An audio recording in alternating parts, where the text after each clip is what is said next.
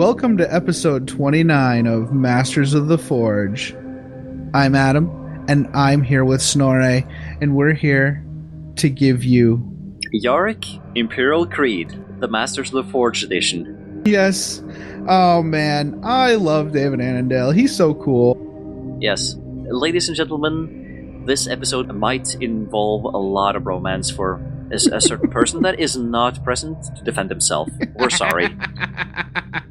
Yeah, that's true. That's really true. And it won't be the last, because I believe that today, after dutifully finishing up these missions that we're presenting here, I may have purchased all the other David Annandale Yarrick books from Black Library. So I'm at least going to talk about them. Good luck, man. Yeah, well, I think a lot of them are novellas. I think there's only one actual other novel, but I haven't really looked at them yet. But they were only like $3.99, so I think those are the short stories and novellas. The novel, there's one novel that's come out recently after this one that also has Sethano in it. So I'm looking forward to that. As always. Oh yeah, jeez. Here's the thing, everybody. Listen, listeners, I want to ask you guys and ladies a favor. If you like strong female characters, if you enjoy seeing Kanana Sethano and you enjoy her as a proper A-list character, I would love it if you guys would let Black Library know that and let GW know that, because I think she deserves her spot with the rest of the A-list male characters that are out there.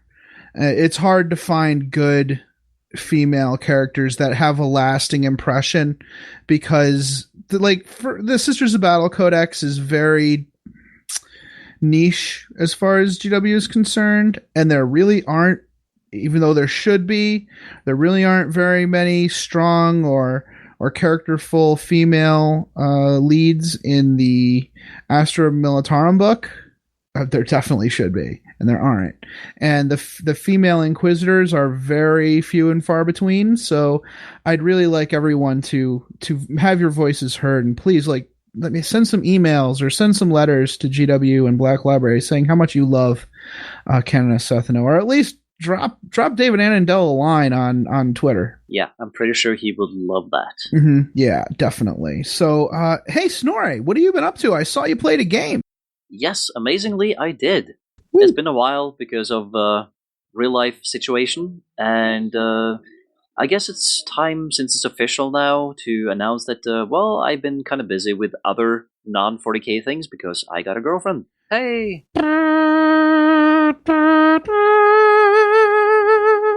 Yes, destroyer of hobby time.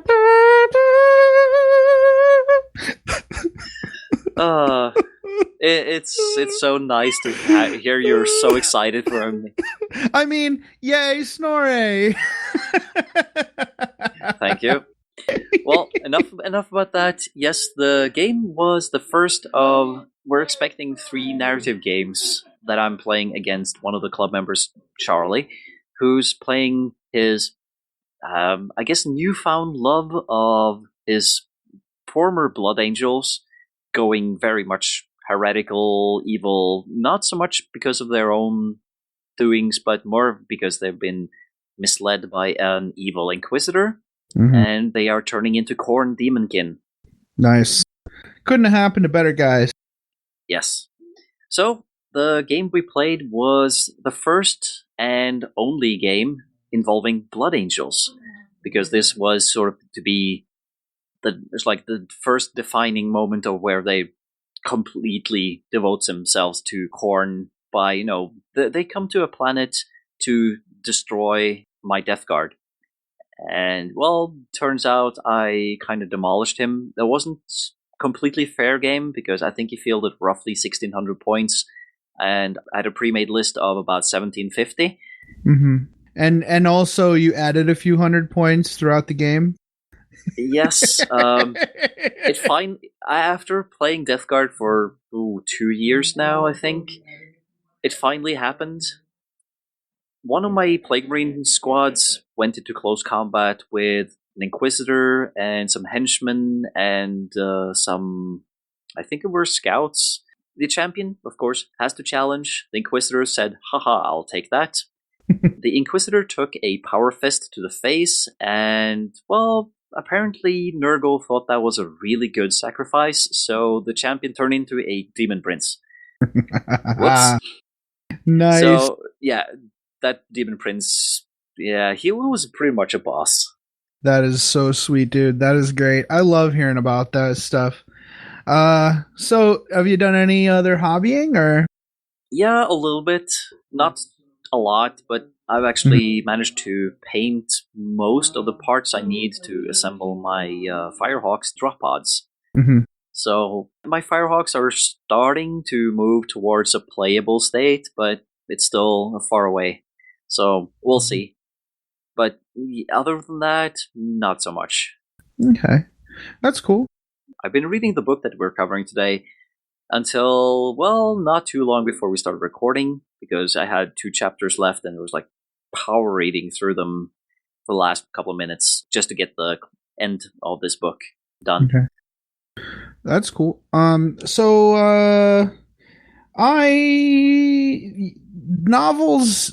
novel episodes are a lot of work. So that has been my hobby progress. My hobby progress has been the show. So I really don't have much to show for the show.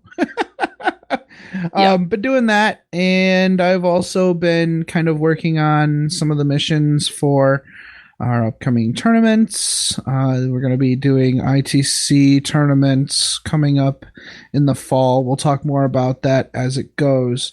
But to be perfectly honest, my entire hobby life has been the Masters of the Forge this past couple weeks, especially since we did a vacation this past weekend. That was a little bit of hobby progress. I think I actually posted on the 1 hour a night Facebook page. My wife went away for a bowling tournament. Wendy did, and I decided we had some gallons of paint set aside from I think it was October, and we were supposed to paint the living room, but everything got away from me with the commission painting and the Titan project and everything like that. We never got to it, and I decided, you know what, I'm going to surprise her and go ahead and paint the living room with my brother-in-law because he owed us for some KR foam that we got him. So we painted it. She got home. She was super excited, and our living room now looks like grown-ups live there, which is great. I like it when my house looks like grown-ups live here. But like I said, that's it. For the future though, this week I definitely plan on really nose to the grindstone. I have all the notes done for the next 2 episodes, so I plan on A, getting a jump start on that, and B, really putting my nose to the grindstone with the Titans. So look for that. And also we're going to be doing me and Jay Holt music from my area. We're going to be doing our campaign games for the second round of the campaign, which everyone heard the narrative battle report from the last episode. What did you think of that, Snorri? Did you like the way the music went together and stuff? Was that fun? Or for the narrative report? Yeah. Oh my god, yes. You liked it? I think that maybe Black Library should contact you and Jason and see if you're open for some moonlighting work. Dude, that is really nice of you to say.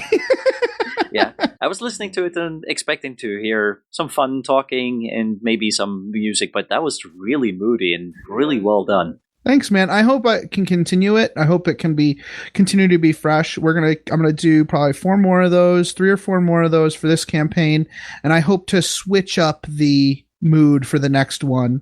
And I might play my Space Marines, like really get into the psychology of the Star Eagles, and maybe even do some hobby work with it as well. Like actually try to get some more hobby done on the Star Eagles as we get a new Space Marines Codex. And maybe I might even expand on some of the crazy Eighth Company, the assault marines, the ones that kind of get thrown into the Star Eagle rejects. Yeah, I think I might do a couple more squads of those guys because it looks like we're getting a new kit, and it might be fun to paint them up.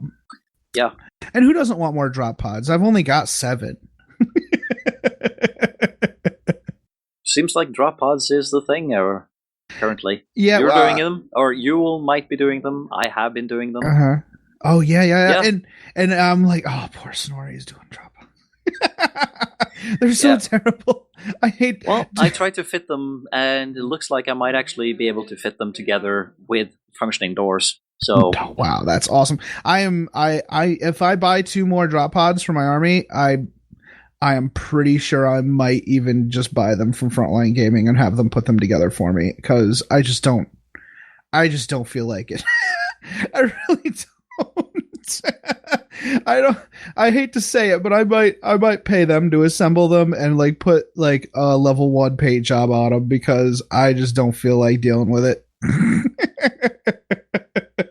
But like and it's funny, they just came out with, they like leaked this formation that is really awesome and is all about deep striking with the Ultramarines chapter tactics with the drop pods. And I'm like, criminy. How many times are we going to put out like rules that are perfect for the way I play my army fluffy? Like I'm gonna start feeling like a jerk here in a second. Not really. Oh well. So, are you ready to jump into Yarrick? It depends. How late is it there? Getting a little bit past midnight. A little past midnight. Yep. We can chat for a little bit longer, I guess. Yeah.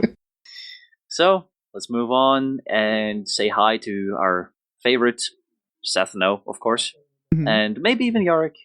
Yes. I hear he makes a appearance in this book. Yeah, well, you know what? You know what? You never know after Legion of the Damned. You never know how much you're going to see Yarrick. But first, hey, we have a new commercial. Check this out. Yes, we do. Oh, and we also have a shout out. Oh, the shout out. That's right. We need to do this shout out because some listeners contacted us, right? Yes. Jason Horn reached out to us and wanted us to plug the Iron Halo GT. And it's a 2-day tournament in Bartlesville, Oklahoma. That's middle of America, sort of. And they will be giving away prizes for first, second, third place, plus best sportsmanship, and last place, the wooden hammer. For anyone... I was kind of disappointed there's like a wooden hammer. I thought that was a wooden spoon. But, it is, but you know what? Sometimes you gotta go the extra mile, right? Yeah, maybe. So, if anyone's interested, you can just Google Iron Halo GT. Or there's also a Facebook group. Yes, it's facebook.com/Iron Halo GT, one word. Yep, and it is an ITC format. Or ITC tournament, so if you go there, you'll get points for your ITC standings. So definitely want to check that out. Sounds like a lot of fun. But I guess now we'll hear from Wendy and our new sponsors. Sponsors? Well, yeah. For the sponsorship on the Masters of the Forge podcast is just about as expensive as membership to the Independent Characters forums. So. If you don't like your commercials, we will give you a full refund. Wendy, take it away. Please. Transmission incoming from the Adeptus Terra podcast. A new monthly UK-based 40K podcast has come into the universe, based around the hobby as a whole and the rich background of the 41st millennium. If you're looking for a fun, chilled-out podcast focusing on the fluff of the 41st millennium with tricks and tips on taking part in the hobby, then why not give us a listen? You can find us on iTunes and Facebook as the Adeptus Terra podcast. You never know, you might just like it. Message ends. So our bromance with David Annandale continues with Yarrick Imperial Creed. This is a pretty darn good book, about an average size, 300 and whatever pages. 380. 380, yeah. And clearly it follows the adventures of a young Commissar Yarrick. I think it's his first mission as a commissar, it seems. Yeah, it seems to be pretty early in his career because Right. it's part of the story is told looking back, and part of it Yeah. is being told as it happens, and Mhm. there are references to what's going to happen at Armageddon. Yeah, many references. There's a lot of foreshadowing here. Some of the foreshadowing is kind of unrequited, actually. And what, that's a good place to start with the book itself, because the book starts with unrequited, like, foreshadowing. Like, the first line is, the doom began with Mistral. It would reach far beyond that system, and there are those of us who feel its effects to this day, but it began with Mistral. He never tells us what that is. Nope. The doom, we don't know what this is. And we never find out. So I'm assuming it's probably going to be gonna like, the story continues later with a book that's just been released. So we'll talk more about that after the discussion on Imperial Creed. Yeah, how it reaches far beyond the system. Yeah. There's nothing outside of Mistral. Yeah. They're not even done with Mistral when the book ends. No, they're not. And I'm curious to see what happens, but for now, like, the book starts out with about 8 years before the actual proper, like, storyline opens up. It starts with this guy, Preacher Gilhelm, who goes from, like, manufactorum to manufactorum preaching, which is really cool. Like, it's really neat to look at how the Imperium handles the Imperial Creed, how it delivers it to the masses. And really, the only contact a lot of people have with the Imperium as a whole and with the Emperor are these individual people of faith who go and preach while people work their fingers to the bone. Yeah, but this preacher, he's not really a nice person. He started out his career in the ecclesiarchy as someone of deep personal faith in the emperor, but as he just sees how the Imperium is working people to the bone, and just people aren't really any better than animals, really, he just loses faith in humanity, and he becomes more and more, hostile. All his sermons become full of bile against everything, and it's just an unpleasant guy to be around. I get the impression of. Yeah, he eventually he kind of falls down this scary hole, right? And as scary holes go, it's kind of scary. Yeah, he decides to take a shortcut through some ruins, and whoops, he tumbles down a big tunnel and breaks pretty much every bone and realizes he's going to die. But death won't be the end for him. Nope. Well, cut 8 years in the future, and you have Yarrick with his buddy. He's got a fellow commissar with him, another young commissar named Sarov.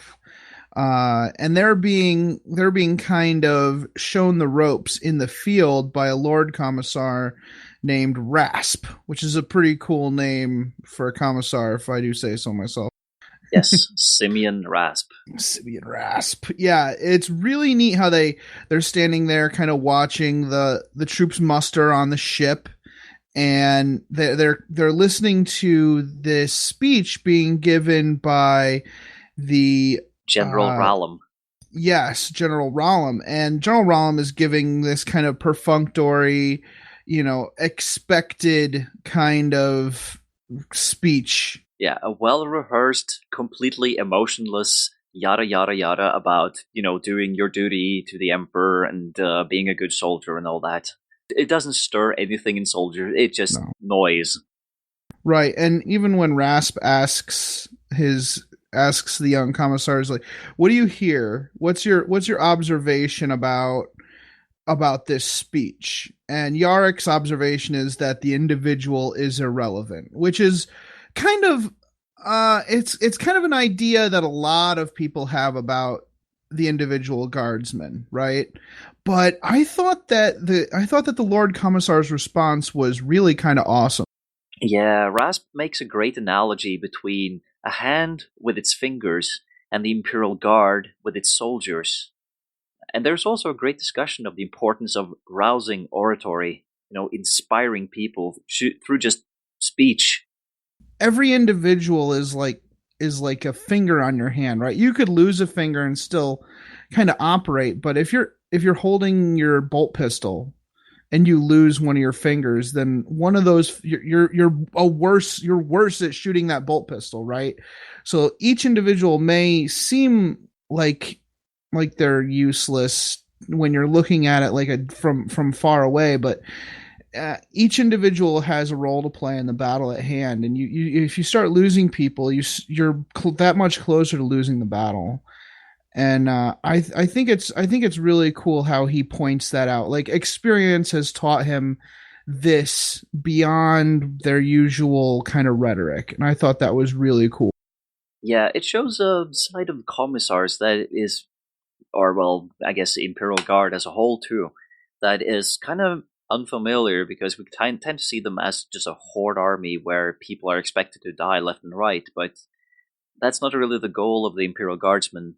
They are expected to die at some point, but of course they're going to do the best they can to avoid it, because it means that the entire platoon or the entire company, or no matter how big the organizational structure you're talking about, it needs everyone to be an effective organization.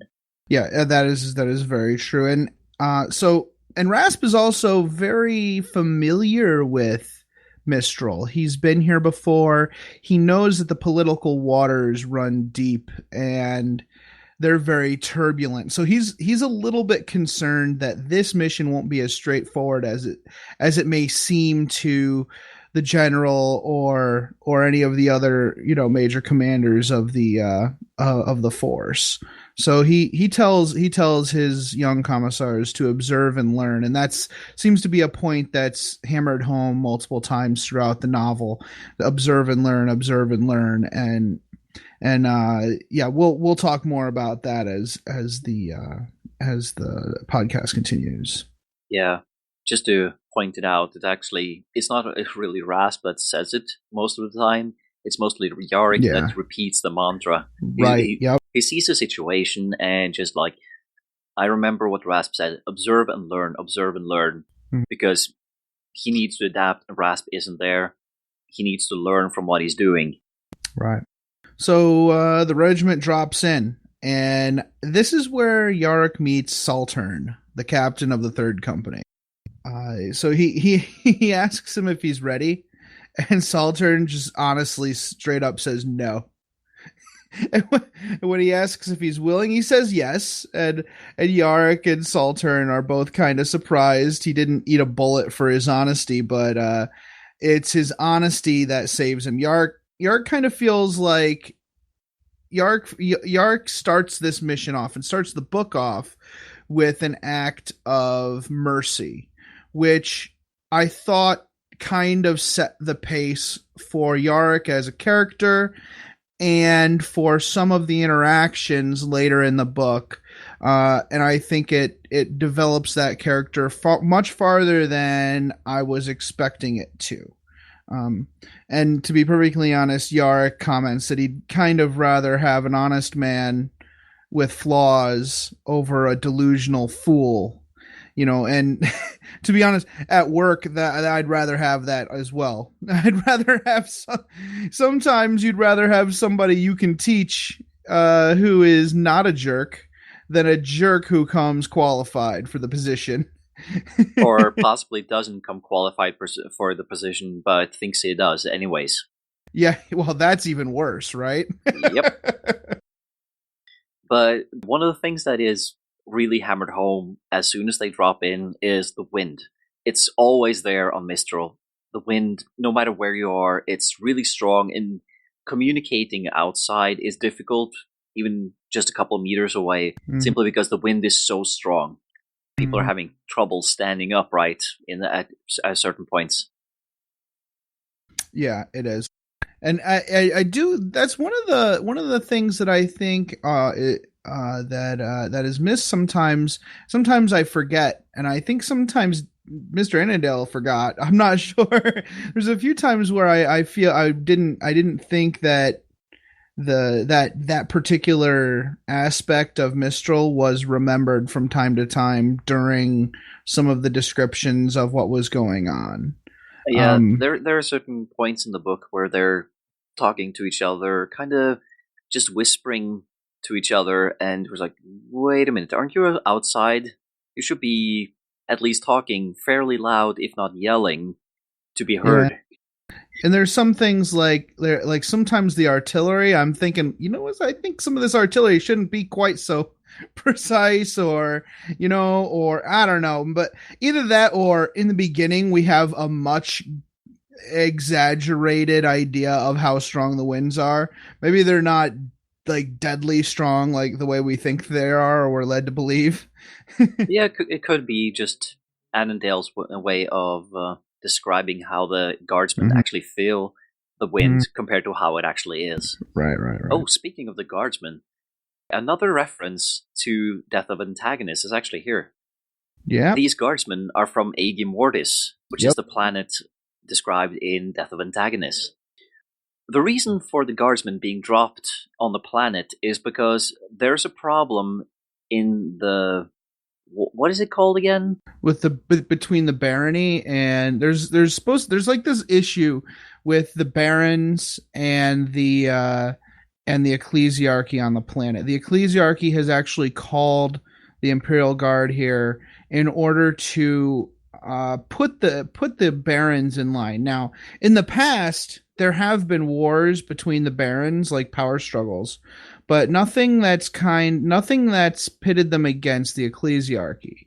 And the ecclesiarchy is concerned about, well, as you'll see, the political waters, as Rasp is concerned about, the political waters run a little bit deeper than just the the barons rising up against the ecclesiarchy. In this case, it's mainly Lom, the barony of Lom, that's really put themselves out there and actually created a physical struggle out of this.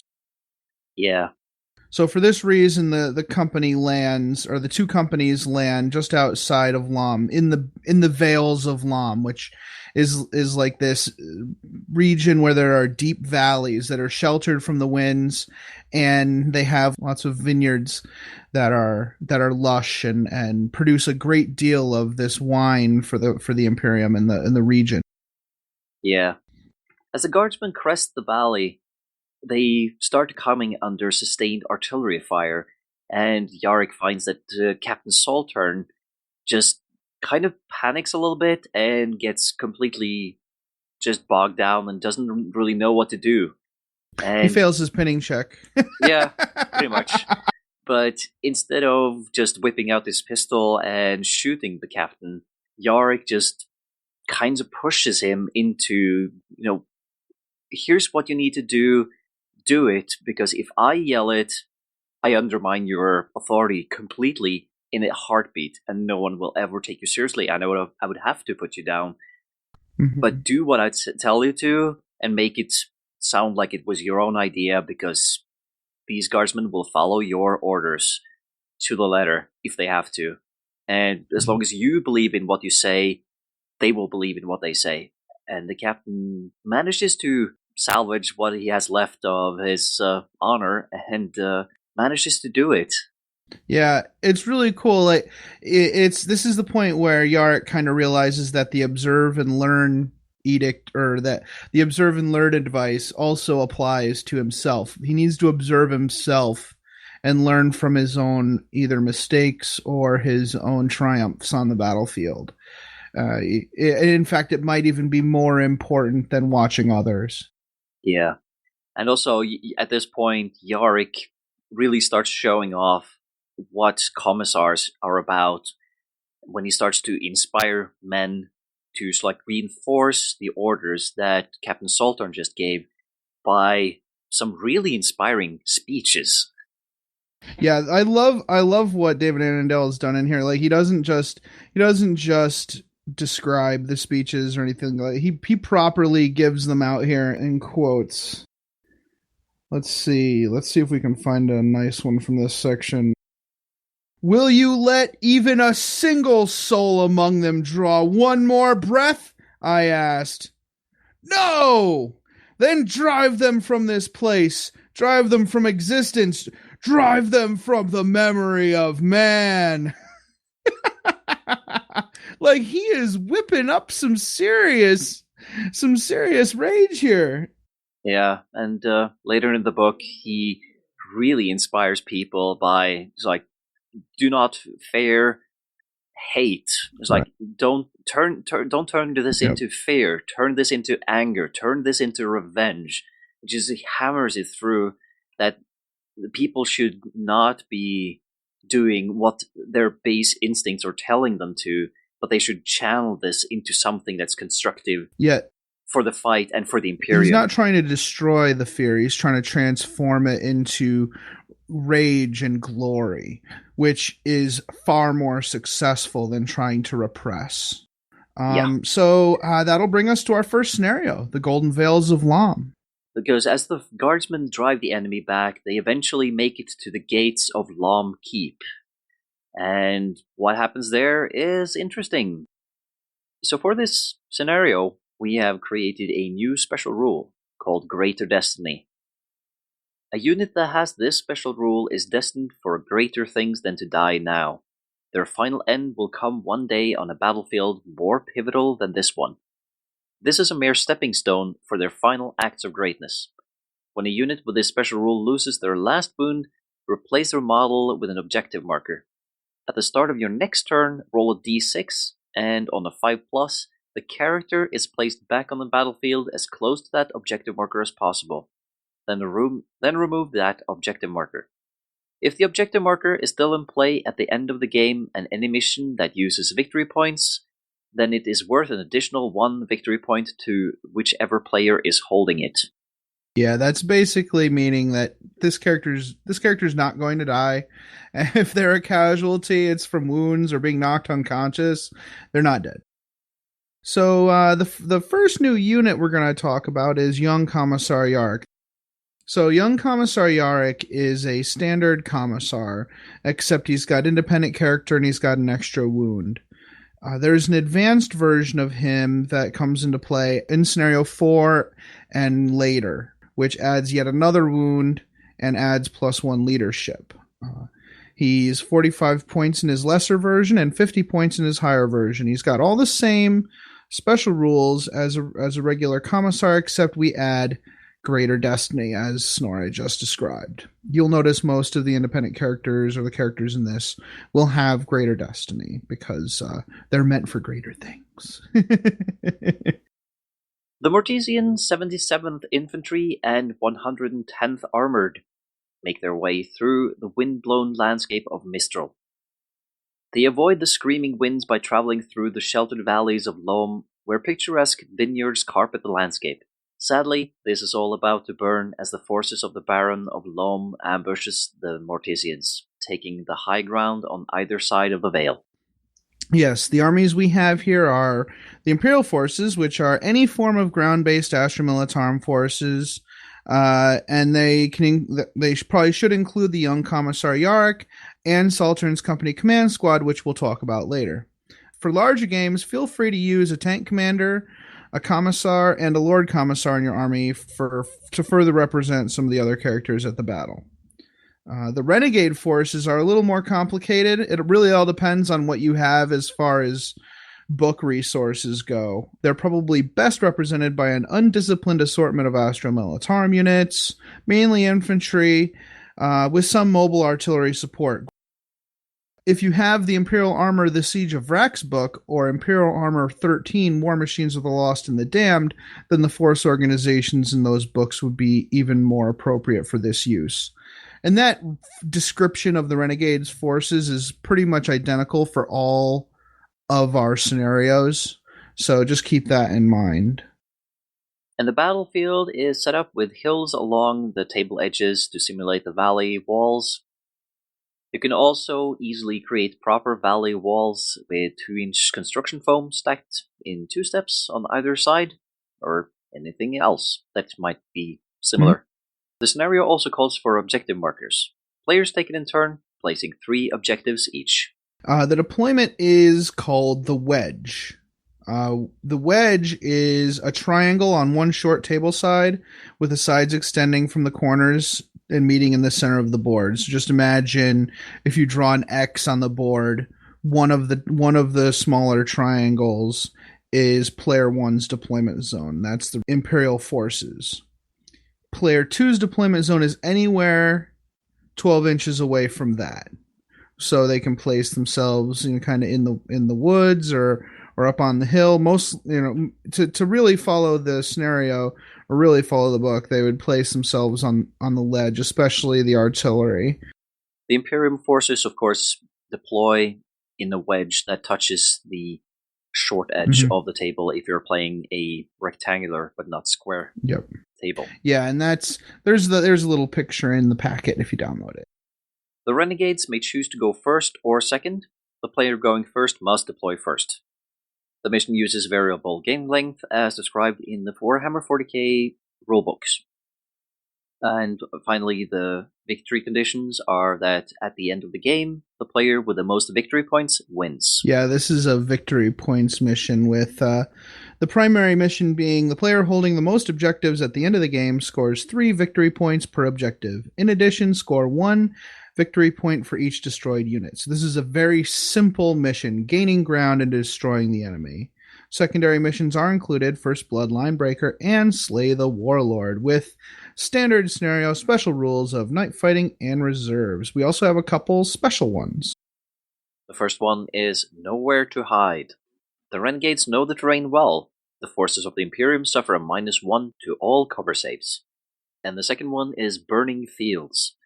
The falling artillery is setting the valley ablaze, and as the battle progresses, less and less of this beautiful scene remains. All mobile artillery and all flamer weapons have the Soul Blaze special rule. The Soul Blaze effect does not end as it normally does. Instead, the effect ends if the die roll is equal to or less than the turn number.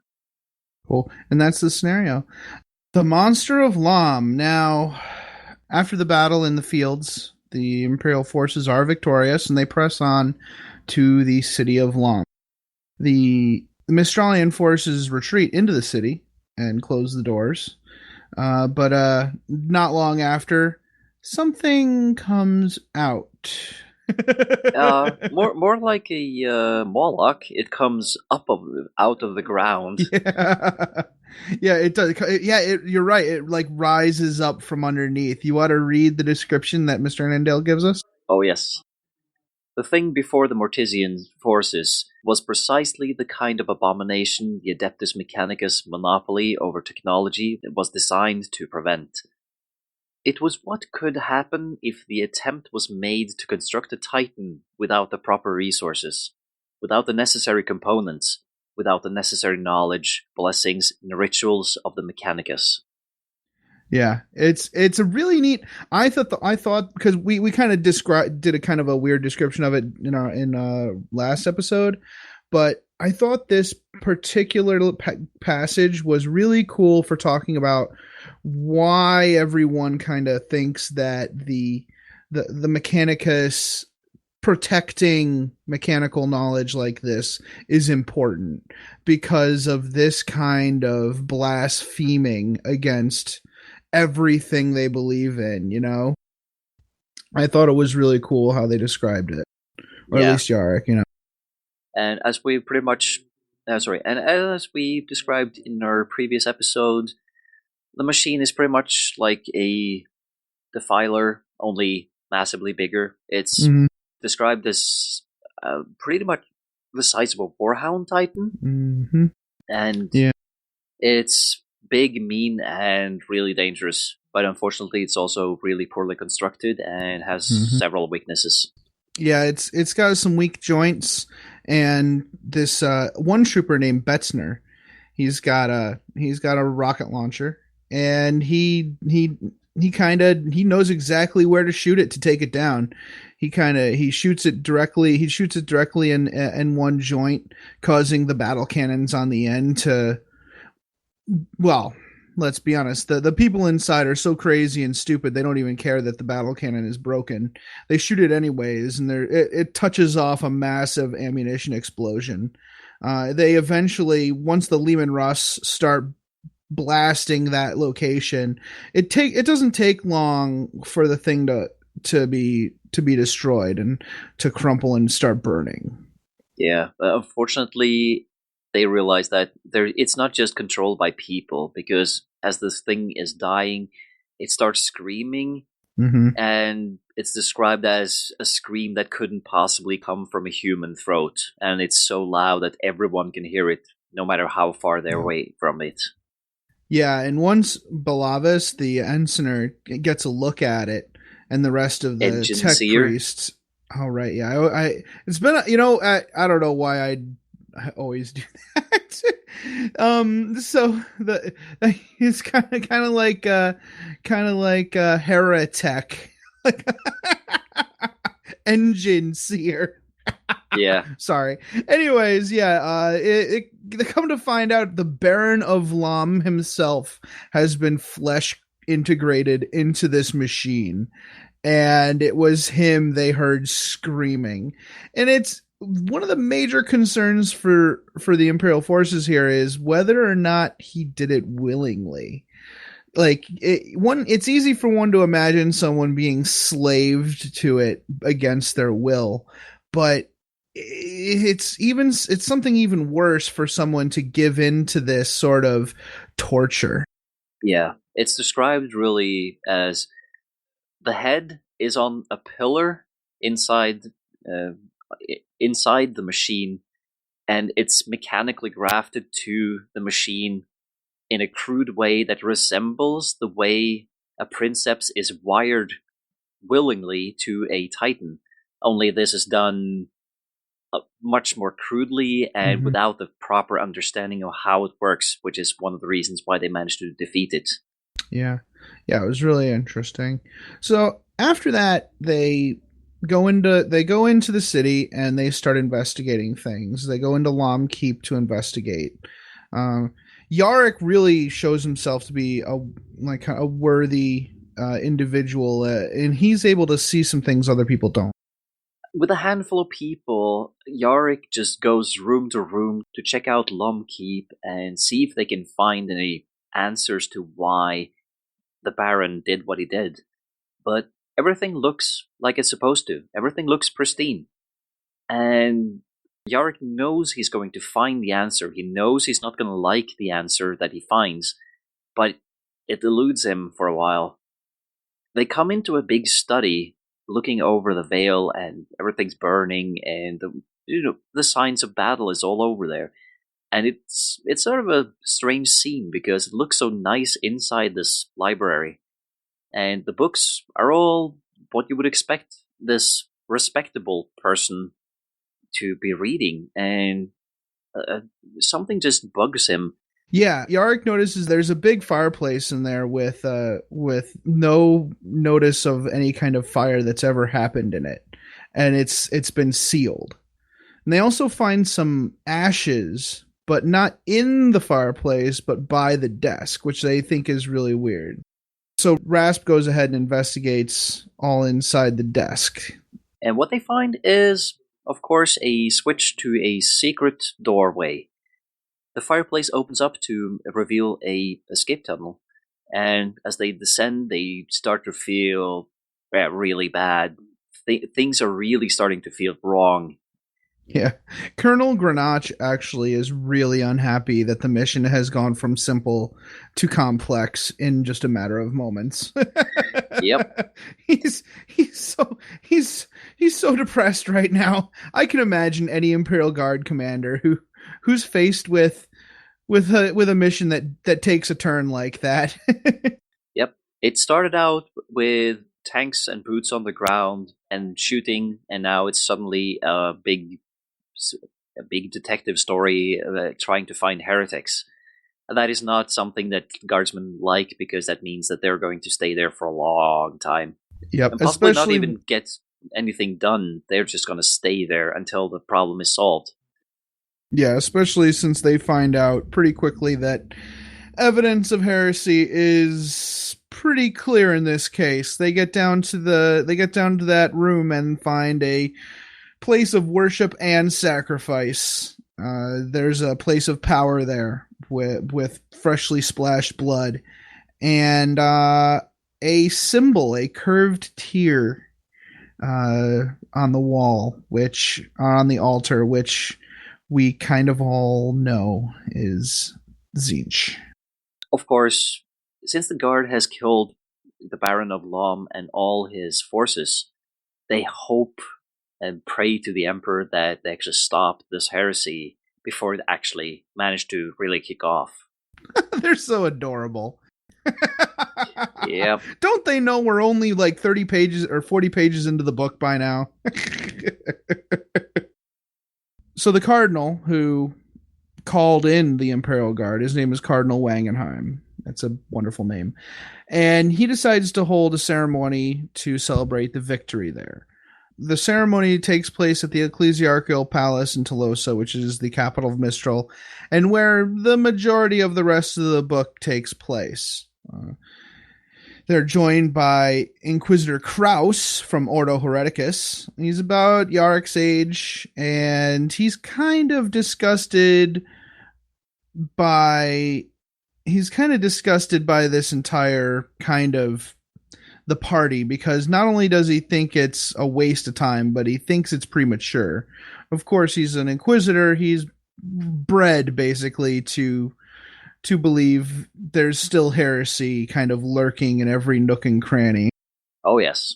It's impossible for heresy to be squashed this easy. There has to be more. Yeah. Unfortunately, he is right. Yeah, unfortunately, he is right. And Wangenheim himself is a total Wangenheim. He's got these resplendent robes. He's got cherubim dancing around his head. Like, he is the out of control, like, super ecclesiarchy dude. And you are meant to not like this guy. Oh, yes. His palace is, of course, not really his, but he considers it his. He's using his position as cardinal to just hoard up as much wealth and power as he possibly can. And this is part of the reason why the barons have been not too happy about the ecclesiarchy, which is also why he called the Imperial Guardian, to really keep the barons in line. Exactly. And it's interesting to note that the Cardinal is from Mistral. Like, the family has always been here, and they're a little bit surprised about this. And I'm wondering what kind of political wranglings in the Adeptus Terra it takes to manage that. Because usually the ecclesiarchy is farmed out far and wide, where here him and his family have been in place for generations. And this is kind of hammered home by the introduction of Verkor, a character who's this augmented human that's gene grown, and she and her family have been with the Wangenheim family for generations on Mistral, doing work as bodyguard, spy, and let's be honest, like a trained killer. Yep. So he's very deeply rooted here. And he actually expresses some disappointment that no further evidence was found by the Mortesians that implicates some of the other houses. He was really hoping for that to have happened, so he has another good reason to keep the guard. Oops, I just dropped my microphone. He has a better, more of a reason to keep the Imperial Guard there. Yep, and also have more leverage to use against the other barons. Right. And I think it's funny that, he thinks he's being sneaky, but even Tank Commander Benninger remarks about it, and actually he kind of realizes that the Cardinal would very much like for the Guard to stay and protect him from the wrath of the barons. And at this party, we're also introduced to Vonsen, an old colleague of Rasp and a major noble in Tolosa. This guy served as a captain with the Rasp in major battles before, so they know each other like they're old friends. Even though it doesn't really seem like it at first, they have that angry exchange, and suddenly they just break out in laughter and hug each other and just slap each other's backs. Yeah, and the fun, like, that's like that trope where yeah, you're like, grr, no, I'm just kidding. What's up, dog? exactly. You side whining criminal. But Vonsen is really one of the barons on this planet that becomes so like the interpreter of the political scenery of this planet. He's the one that warns the Imperial Guard commanders and Lord Commissar Rasp about just how rotten to the core the ecclesiarchy on this planet is, and how they're using their position to grab power. And as much as the nobles would like to resist this, they are pretty much powerless to do so. Right, and it's interesting. He's saying, like, even if there is no heresy, the nobility isn't going to stand for this grab for power. So he's very helpful in like putting their hackles up and getting them to see what's happening here and or what will happen if certain steps are made by the cardinal. So much to their dismay, Wangenheim manages to keep the guard on Mistral, using them to kind of cow the other houses and gain control for himself. But while they're making camp and everything, something really unfortunate but very interesting happens, which I think really is telling of the stresses that there are between the different adepta and the different arms of the Imperium. Yes, because as Yarrick is walking around the camps and bolstering the spirits of the truth, he comes across the third company who had destroyed the monster at Lom. He finds Captain Saltern and he's really distressed because he is really worried about his troopers being questioned by Inquisitor Kraus. And, Yarrick heads over to the tent and starts hearing screams and just storms in and catches Kraus as he is putting Guardsman Betzner, the one with the missile launcher who took out the monster. He puts him through some really hard interrogation. Both Betzner and some of the implements that Kraus has been using on Betzner are bloody. So while it's not really described, it's obvious Kraus is really not giving a damn about what he's doing as long as he gets his answers. Mm-hmm. Yeah, he's really pushing him hard. Yeah, but this is also where Yarrick really starts to show that for him, the guard is everything. He actually stands in the way of the Inquisitor and says that you're not doing anything more to this guy because he has answered to the best of his abilities. Torturing him further will not give you any other answers. They will just give you whatever he thinks you will want to hear. Yeah. And Kraus does not like that at all. He's like, this guy is trouble. Trust me. And he's like, yeah, well, he's my problem. Right, yeah, and Yarrick does manage to get Kraus to back down because the excuse he gives, the reason he gives is that further questioning the troops will damage their morale. And I think that there's it's very interesting how David Annandale describes how he chooses his words in here. I don't know, whoever's read the book can tell. If you want to go back to that section, you'll notice how Yarrick is really working hard at trying to pick the right words to talk to Kraus and not go above his own station, but still keep the Inquisitor's respect, which really shows Yarrick's political chops. And even earlier, Rasp explains that this is a political station he's in. The Commissar is a political station, and the commissar must interact with different arms of the Imperium and sort of be a cheerleader for their troops and protect their troops. They're not just there to put bullets in people's heads and keep morale during a battle. They're there to safeguard the overall health of the company itself, which is really an interesting way to put it. Something I really didn't understand very much before I read this book. Yeah, as a bit of an insight into commissars, I think this book is good because it's describing Yarrick's learning process as a stationed commissar just after he's done at the Schola Progenium. So it's as much about him learning about the job as us learning about what it is to be an Inquisitor. As us learning about being a commissar. Yeah, it's really, really good. I hope that the listeners hand this book off to other people who are diehard Imperial Guard fans, so that they can better understand how that works. So, in addition to the arrival of the Imperial Guard, we have the arrival of a great relic, and this the jawbone of Saint Calixtus, I guess, is accompanied by a squad of Sisters of Battle and a aforementioned character, yes, which was pretty much developed by David Annandale in a previous book. And pretty much a character we fell in love with when we read the Death of Antagonist book. Yep. Sister Superior Sethno. Sister Superior Sethno. Yeah, well, she's a Sister Superior now, so she's much younger, which, as we were muddling through earlier, sets the date of this book before the Death of Antagonist.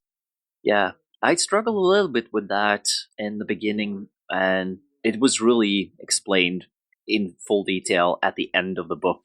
Mm-hmm. Yeah, I was wondering that myself until much later, but yeah, she gets there. She arrives with this relic, and I think this is another power maneuver by Wangenheim, right? Oh yes, he's directed this relic to their area, so he'll have yet another set of bodyguards for himself in this time of kind of upheaval. Yes. And the reason why he has managed to get this jawbone of Calixtus to this planet is because Saint Calixtus was actually from Mistral. Mm-hmm. So he's spinning this as the great jawbone of Calixtus is coming home again. Like, hooray, look what I managed to do. Yeah. So I think it's neat how they kind of, Yarrick describes Sethno as, other Sisters of Battle are big, but Sethno is bigger, almost the size of an Astartes. This, of course, being from a guy who's probably not seen that many Astartes yet, but she's still an imposing person. She's a big lady, and she will mess you up. Yes. So yeah, and Wangenheim decides to go ahead and declare a festival and a procession in honor of the arrival, which sounds like a really, really great idea to me. Yep.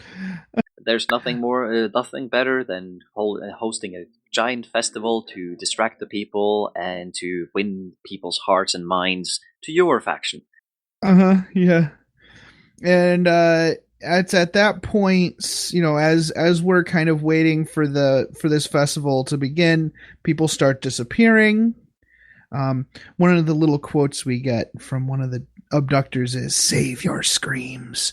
You will have much use of them later. So will we." Wahaha, foreshadowing. Yep. Even Kraus is kidnapped while he's investigating. So all of these kidnappings and stuff forces Wangenheim to hold a conclave of the High Council of Mistral, and he puts a lien on the properties of the baronies. They refuse, of course, and basically it hits the fan at that point. Yeah. And Yarrick kind of notes the time Mistral went to war. Yes. And I guess we should preface this by saying that the barons have already been pushed to the limit because the Baron of Lom turned to heresy because the ecclesiarchy was demanding such high tithes from every single baron that one by one they are personally bankrupted by these high taxes to the point where they are pushed into a corner and have to do something, and the only option open to them is to turn to heresy. Yeah, and it at first it's not terribly you know what, we'll talk about that later. Let's take a break. Yep. Dallas Fort Worth Nerd Night is a community organization that throws tabletop gaming parties for charity. We believe tabletop gamers are uniquely qualified to build better local communities because of the types of relationships built while gaming. If you'd like to learn more about how you can play games and help people with DFW Nerd Night, check out www.dfwnn.org. That's www.dfwnn.org. Thanks. And we're back, and, well, let's follow up on those kidnappings. Mm-hmm. So, Cardinal Wangenheim doesn't really care about anything other than his own personal glory. So, in his mind, this relic that he has managed to have moved to Mistral, you have to celebrate something like that, you have to celebrate him for managing to get this fantastic relic to its home again. So he puts up a really elaborate procession that is supposed to visit just about every single part of the city so that he can show off his glorious self and, of course, the relic, if you can see it. Mm-hmm. And, of course, it's the job of the Sisters of Battle to protect the relic itself, but the Imperial Guard is left with the job of keeping the peace in the city while this is going on.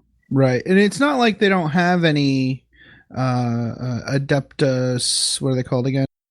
Arbites? Arbites, yeah, there are Arbites. Well, it's not described as Arbites. They have functionaries that do the job of policing. Right, yeah.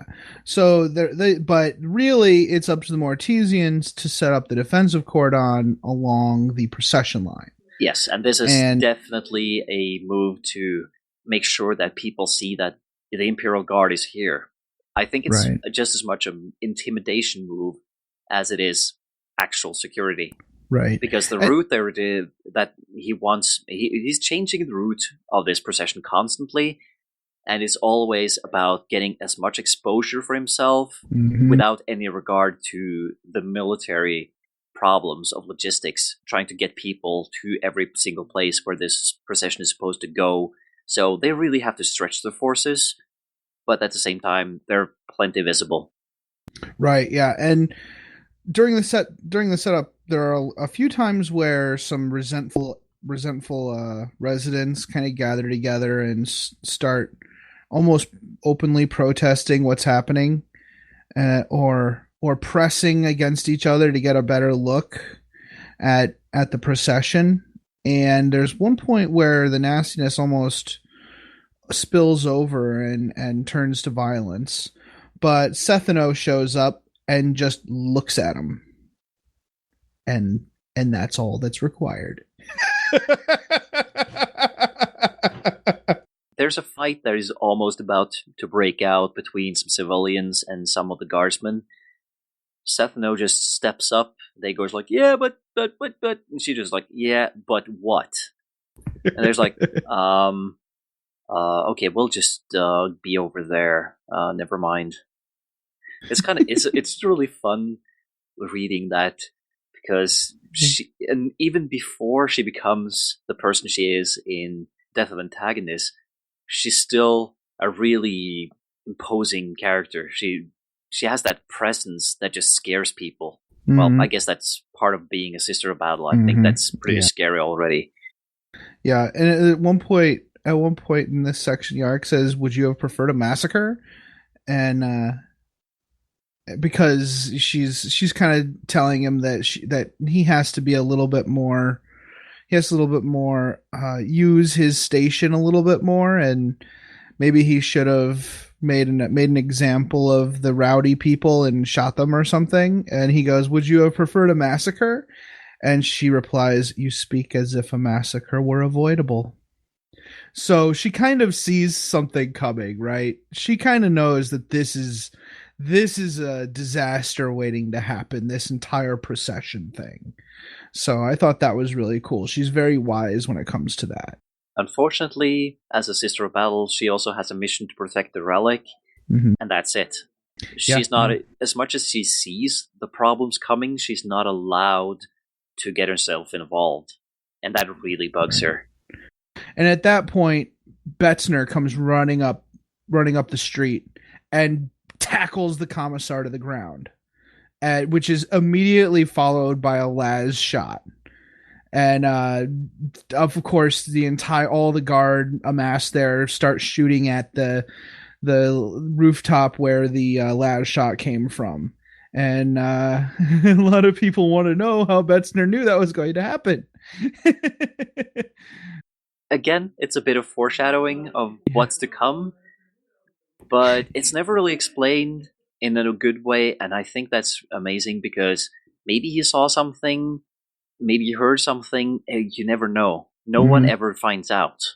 Yeah, I think it's Yarrick that kind of does a nod and a wink to Betzner. Maybe you saw the glint of a scope, right, Betzner? Right? Wink, wink. But Krause is still really suspicious, and they allow him to continue. But and Yarrick insists on keeping him on because he has shown nothing but loyalty so far. Everything he's done has been directly in the service of the Emperor, and he's been pivotal in both destroying a giant walking behemoth of death and saving the life of what amounts to a multi-million-dollar officer of the Imperial Guard, right? So yeah, no reason to take this guy out of service. Nope.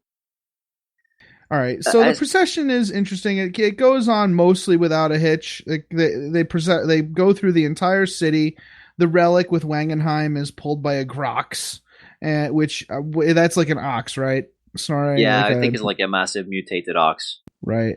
And it's followed with the sisters proceeding down the street.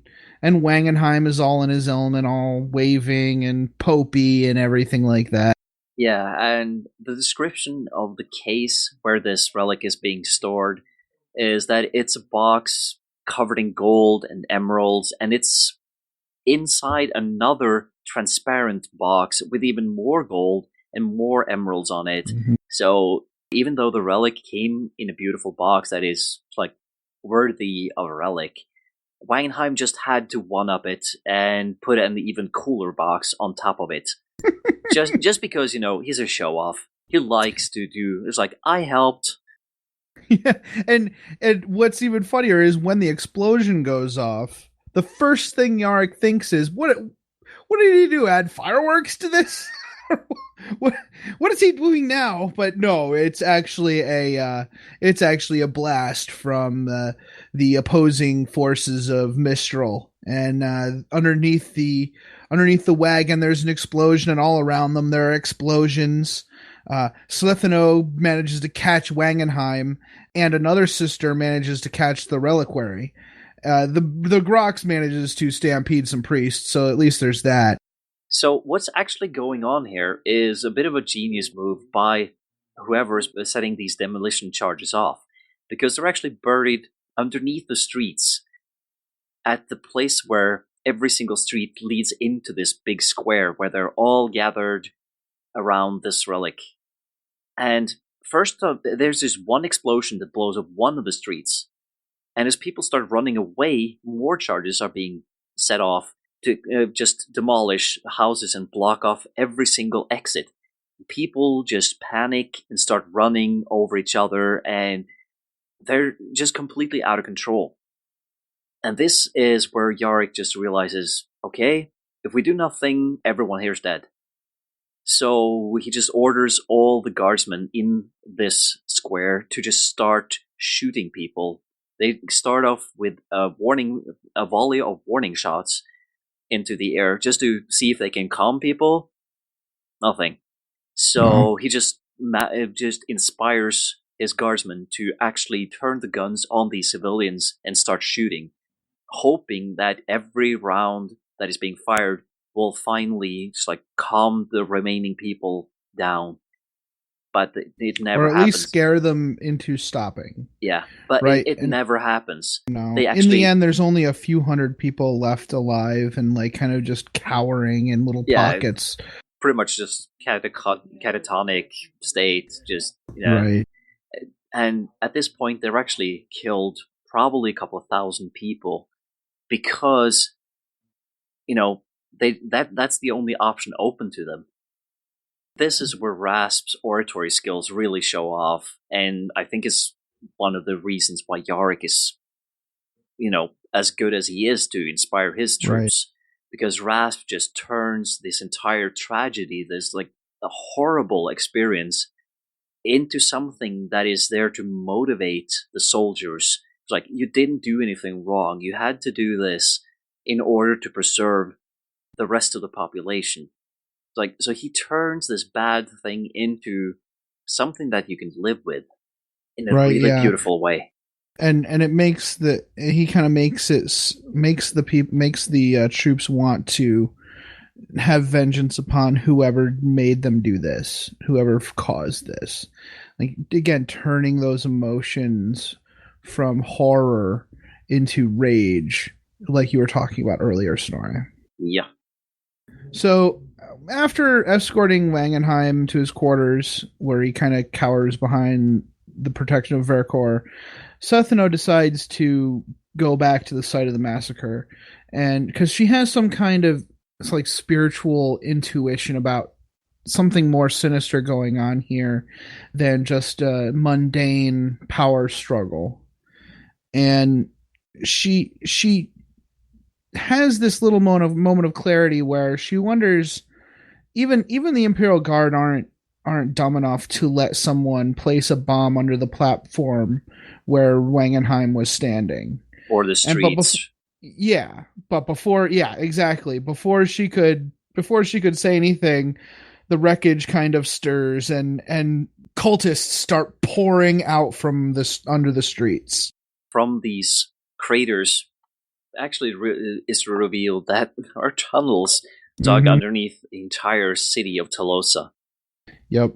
So Sethano is really excited to actually, the quote is, clean her blade of civilian blood by washing it in the vitae of the heretics, which I thought was a really cool quote here. Yep. Inside the ecclesiarchal palace, Wangenheim is afraid, but he thinks to himself, and I quote, "This conflict is what you wanted. It is here. The situation is volatile, but the conclusion has been preordained." Yeah, that is kind of questionable. He's not going to let go of the idea that he's in control of the situation. He's orchestrating this whole thing, and everything, he kind of thinks everything is going as planned because there's no other option for him. It has to go as planned. If it doesn't, then he's boned, So he's kind of hoping he's hoping so much that he actually thinks that's what's happening. And so he's really hoping that this whole cult activity is going to be pinned on the barons, and it's actually not bad that this is happening. This is kind of a good thing that's going to help him gain the power he needs. He sends Vercor to go check up on Van Seen, actually, who's the gentleman we talked about earlier, who had warned Rasp and the rest about the barons and their inability to handle any further issues with Wangenheim. At Van Seen's estate, Vercor engages with a bunch of tattooed, scarred, and deformed cultists. She also begins to doubt her ironclad loyalty to the Cardinal due to the festering which has been the result of his politics. Right. This is kind of a step too far for her, right? Like his quest for power is actually starting to sully and ruin her homeland, and she really doesn't think that that's honorable. even though she has this weird kind of twisted sense of honor, she's a trained killer, to be perfectly honest. She still hopes that her actions are for a greater good. And this is not turning out that way. Yeah. And also, as she says in the book, her family and the Wangenheim family has an agreement that the Verkor family is working for the Wangenheims, but it's not a contract.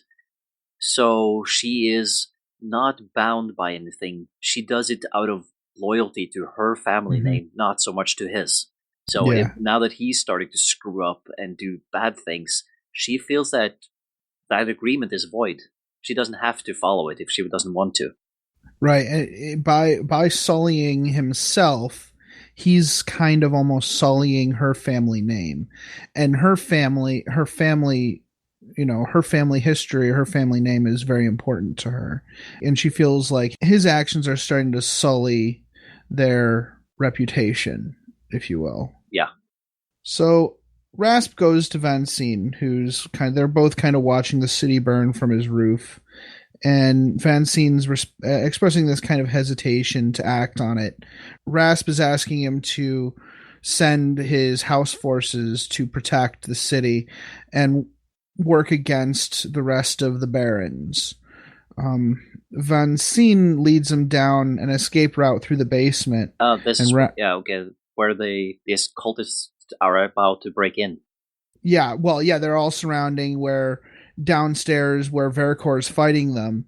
They're totally surrounded down there with just Verkor down there fighting all of them off because she's a freaking ninja, right? Yeah, and heavily mechanically augmented. Yeah, and so he leads them all down to the basement, and Rasp says, "Which way?" And Vansine replies, "The eightfold way," and points a las pistol at his head, and they're surrounded by cultists. Dun dun dun. Yep. Yeah. Turns out the guy who seemed to be the most loyal, most grounded person is actually the biggest heretic of them all. Oh no.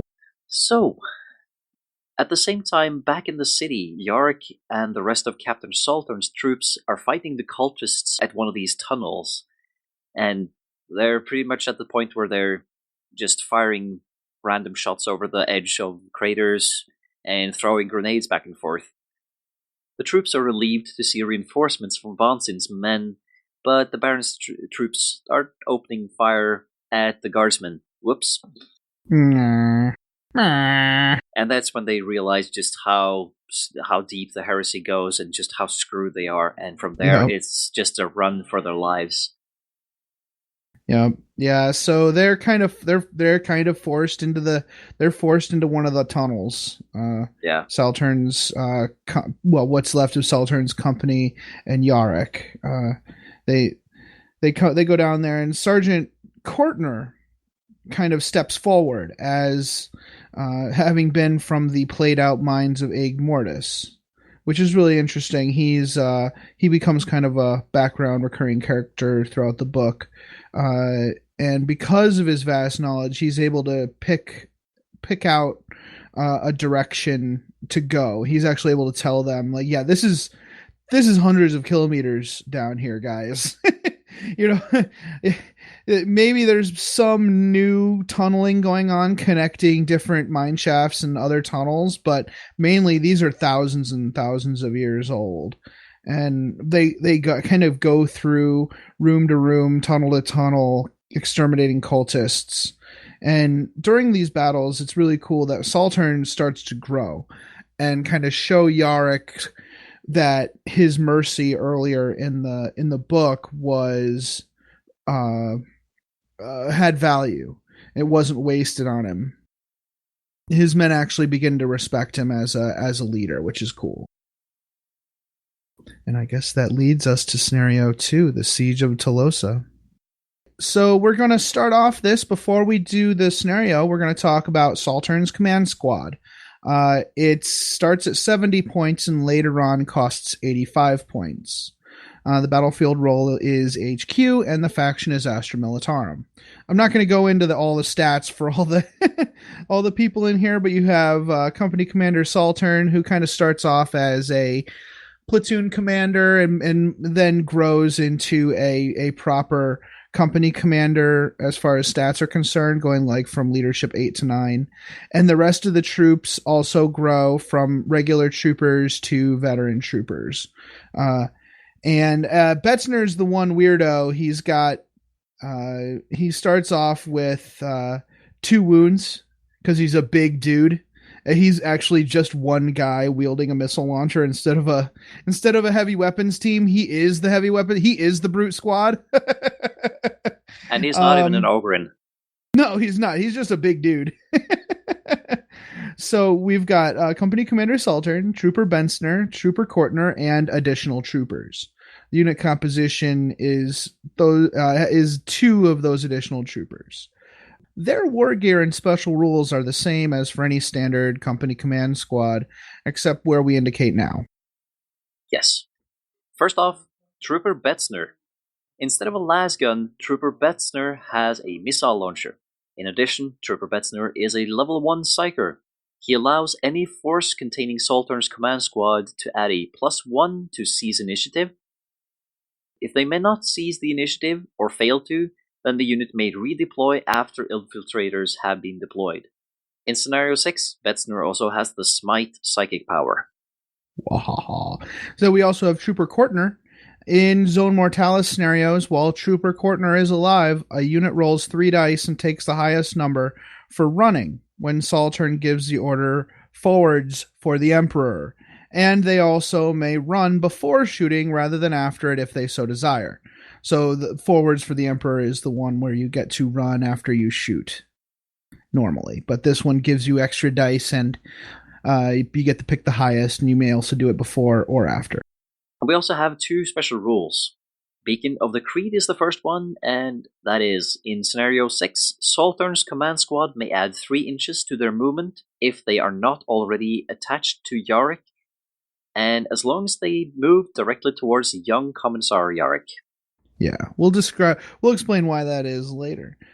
Inexperienced / experienced numbers separated by slashes represent the difference between Saltern's command squad and the missions previous to Scenario 4 and after Scenario 4 of the Mistral campaign. So, like we were saying earlier, this one unit is has 2 states of being as they gain experience throughout the campaign. Yep, their weapon skill, ballistic skill, and some of their attacks and leaderships increase. Yep. All right.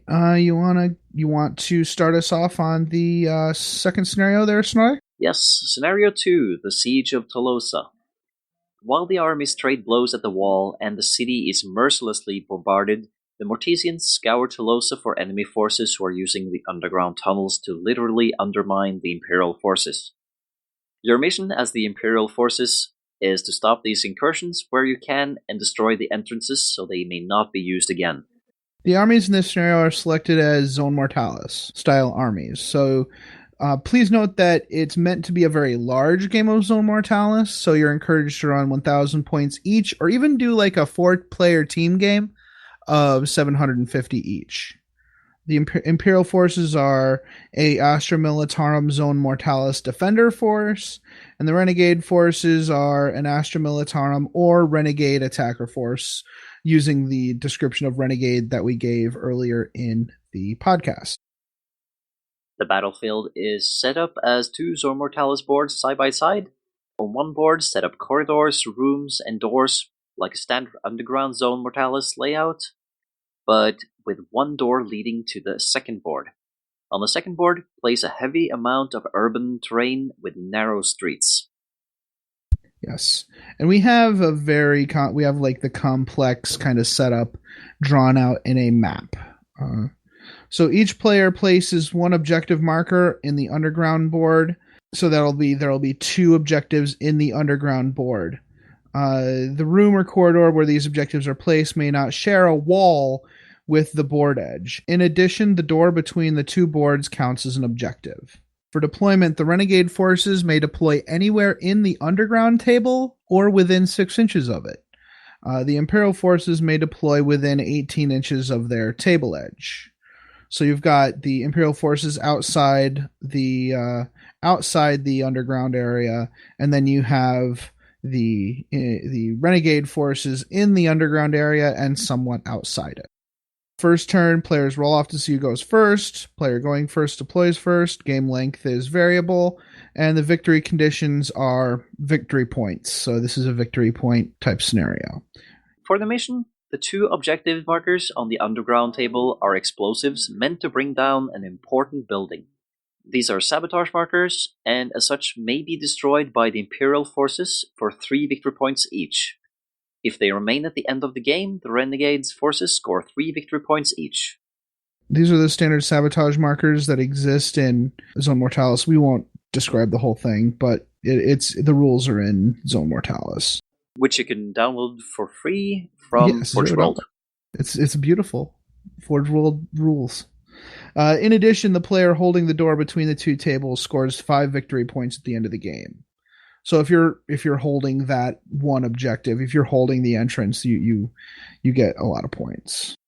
And every enemy unit destroyed gets you a victory point as well. And the scenario special rules are Zone Mortalis special rules and reserves. Please note that the Zone Mortalis special rules are used for both tables.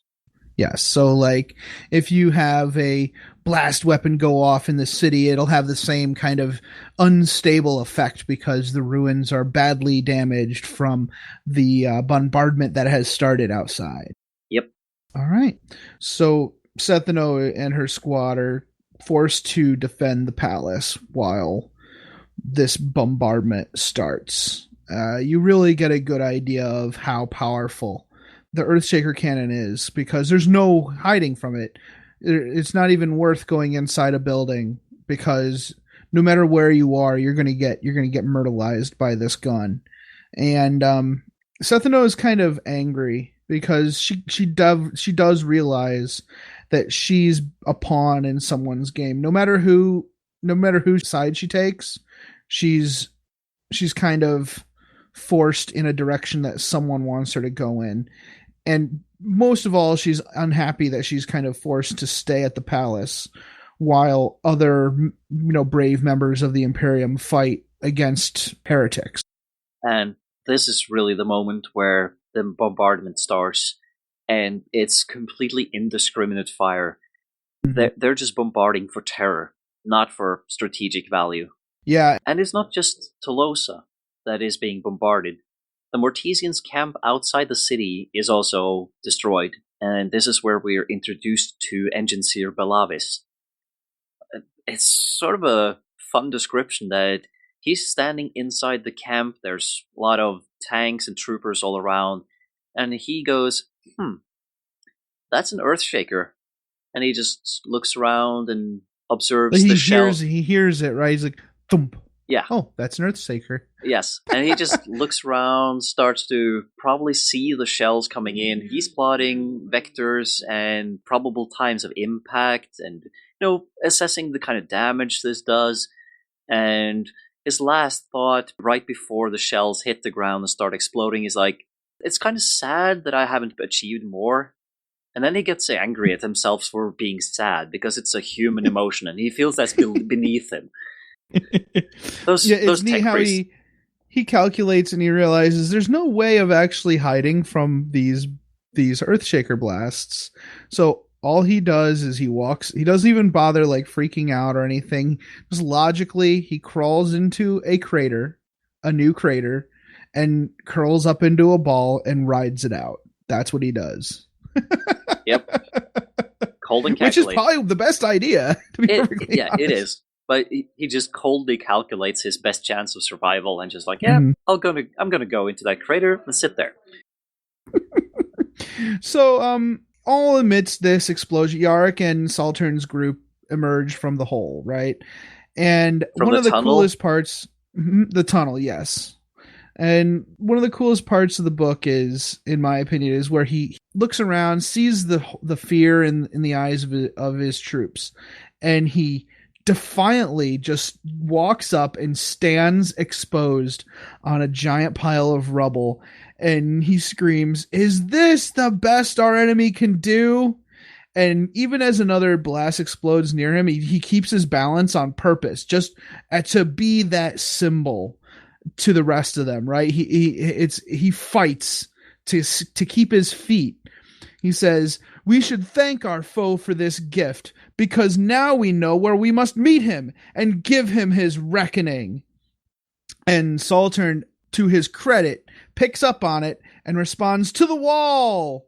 And Yarrick kind of gives him a nod, like, "Yeah, that was the right answer."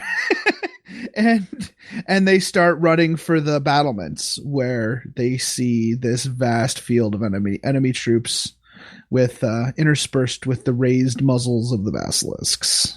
Yeah, and it looks like it's more just like a sea of basilisks with troops in between. Yeah, it kind of is, isn't it? Well, I mean, Tolosa builds basilisks and griffins, and some of those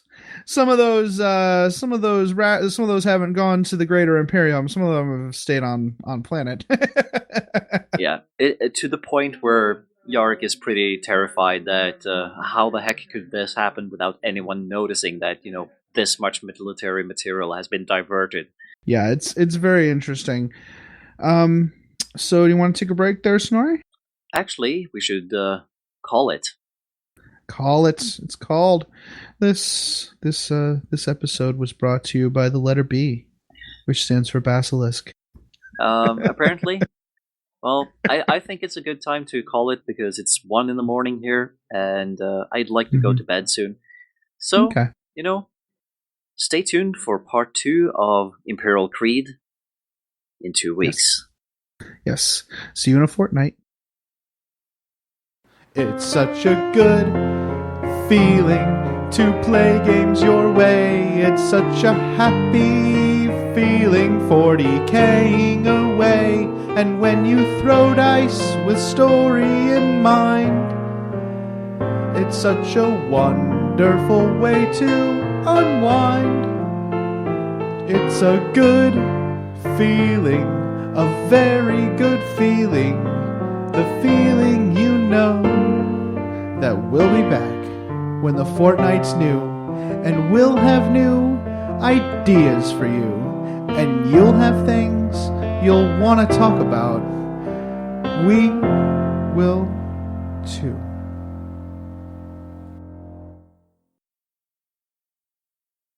This podcast is protected by the Creative Commons Attribution, No Derivatives, Non-Commercial International License. More information about this license and contact information if you have any requests can be found at our blog, mastersoftheforge.com. The music used in this podcast was made by Parad of the duo Sublevel 3. The track is used with his permission.